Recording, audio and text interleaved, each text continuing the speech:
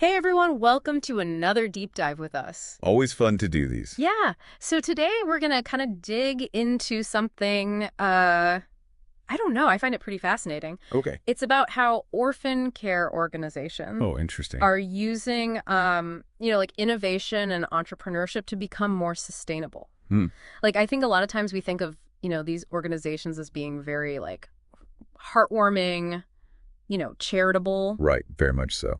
But there's this whole other strategic side to it that's, crucial for their long-term success. Yeah, for sure. And that's what we're going to look at today. Okay, so it's good. Our main source material is this paper by Dr. Faisal Al Awadhi, Okay, and he really focused on organizations in Bahrain. gotcha.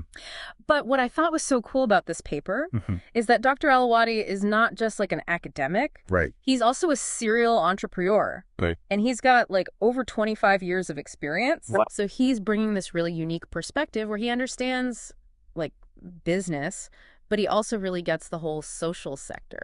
Yeah, that's rare to find someone who can bridge that gap, It is, yeah. like between the academic world and then the actual, like, on-the-ground stuff. Yeah, definitely. That these organizations have to deal with every single day. Definitely. And so one of the things that really jumped out at me in this paper was his observations about the current state of orphan care in Bahrain. Okay. And what he found was that a lot of the organizations there Yeah. basically act as what he calls collection delivery agents. Collection delivery. Yeah, so they're very focused on, distributing donations, Okay. but not necessarily creating, a model that is sustainable for the future. That's interesting. Yeah, and he even has this quote in there from one of the people he interviewed who said Wow. that their organization's work is simply about, sponsoring orphans with their monthly expenses and occasionally send them money and gifts. Wow. So it's really, like, just very transactional. It is, and it's striking to me how many of them are working in that way. Yep. That's a surprise you? I mean, a little bit. Yeah. I guess I hadn't really thought about it too much before, but yeah, it does make you think, like, is that enough? Yeah, what are the long-term implications of that? Right, exactly. Yeah. Sort of like putting a Band-Aid on the situation. Exactly, yeah. Instead of, like, actually trying to, make a future for these kids. Right. Are we actually trying to create a future where these kids can thrive? Right, exactly. There's a big difference. Huge difference, yeah. And that brings us to the big what if. Okay, the what if. What if those donations dry up? Oh. Like we have economic downturns, we have political instability, Right. like we just had this pandemic. Yeah, crazy to think about that. Anything could happen It is that could disrupt the flow of that funding. Yeah, And he gives an example of this it's really. with this charity in Latin America called Fundee. And they ran into some huge difficulties when their main donor had some problems Oh, wow. due to like unforeseen events. Yeah. And so it just highlights how fragile this system can be. It is fragile if it's all reliant on one person It is, yeah. to keep giving. And it really makes you think like maybe just relying on donations Yeah. isn't the most effective way to create lasting change. I see your point. And so Dr. Al Awadhi brings in this really interesting concept called for-profit social ventures, or FPSVs. For-profit social ventures.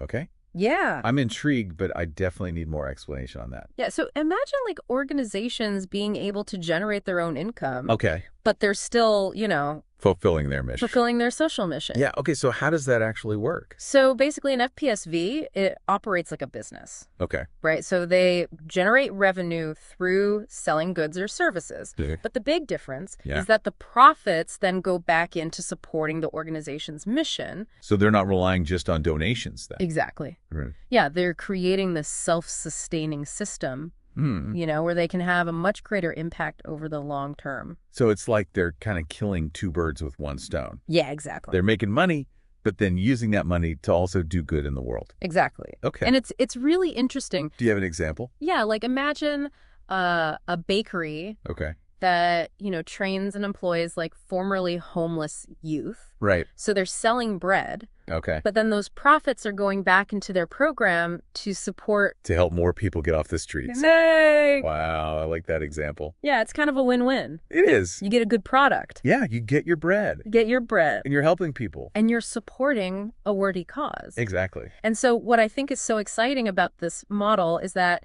it challenges this whole traditional idea that social good and profits, Have to be separate. they can't exist together. Right. They can't exist together, exactly. Exactly. Oh, And yeah. so Dr. Al Awadhi is saying, like, this model Yeah. is a potential game changer Okay. for the orphan care sector. So they could be self-sufficient. Exactly. Yeah. And it would allow them to, like, really focus on creating truly sustainable solutions. Yeah. Instead of just, scrambling for donations all the time, Right. they can actually focus on their mission. Yeah, exactly. Right. That's awesome. So are there actually, like, organizations Yep. out there doing this? That are using this kind of innovative thinking Yeah, are there? in the orphan care sector. Yeah. There are. Okay. Yeah. And Dr. Al Awadhi highlights a couple of really interesting examples Okay. in his paper. Okay, I'm ready. One that really stood out to me was this organization in Saudi Arabia called ABNA. Okay. And get this, they actually built an entire orphanage Oh, wow. by selling shares in the building itself. They sold shares in an orphanage. Yeah. I've never heard of that. Isn't that amazing? That's amazing. Yeah. So they turned the building itself into an income-generating asset. So it's not just a place where kids live. Right. It's also generating revenue to support them. Exactly. Wow. Okay, Yeah. that's incredible. It is pretty out-of-the-box thinking. It is. It Fine. makes you realize there are so many creative ways to approach this. Oh, I know. It's really inspiring. And clearly there are people out there who are already doing it, For sure. Yeah. putting these innovative ideas into practice. Absolutely. Even small changes can make a big impact. That's a good point. Yeah, he talks about this charity director who was having trouble delivering aid Oh, no. in a developing country because of transportation problems. Yeah. Like, they just didn't have reliable transportation. Right. And so his solution was Okay. he provided a scooter to the local delivery person. A scooter. I know it sounds so simple, Yeah. but it totally solved their problem. And then that person was able to deliver stuff. Exactly. And then that person was actually able to offer his services to other organizations too. Oh, wow. So it had a ripple effect. Exactly. Little ripple effect. That's amazing. I know. But here's a thing that really surprised me. Okay. He says that despite these glimmers of innovation, Yeah. there's like this key ingredient missing Uh, that's holding the sector back. okay, what is it? Entrepreneurship. Oh, entrepreneurship, you think? Yeah, he thinks that too many of these organizations are led by social workers Okay. who, while being incredibly compassionate and dedicated, Yeah.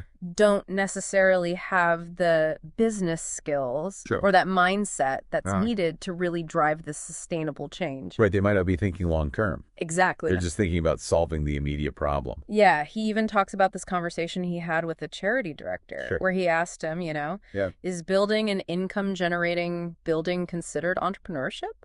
And the director was like, is building a building considered entrepreneurship?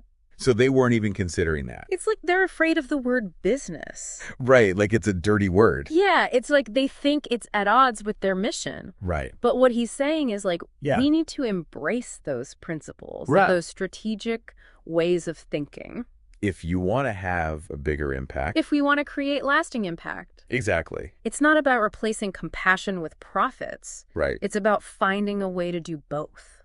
Finding a way to make it work together. Exactly. Yeah, that's a great point. So it really raises the question, like, what does effective leadership look like in this kind of new landscape? That's a question. Yeah. What qualities do we need? Yeah. Who are the people that should be guiding these organizations? Exactly. It's a good question. Yeah, I'm really curious to hear what he has to say about that. Me too. But I think that's a good place to kind of pause for now. Okay. We'll come back and we'll dig into his recommendations Sounds good. and talk about what this new model could mean for the future of orphan care. Looking forward to it. All right, see you soon. See you.